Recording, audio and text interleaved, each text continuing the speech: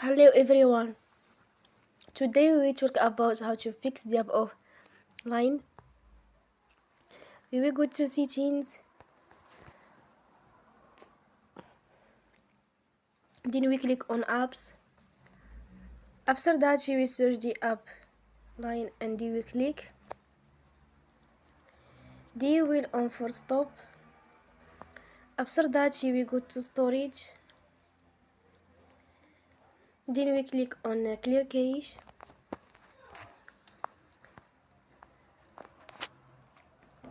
In the end, you will turn off your Wi-Fi and you will turn again.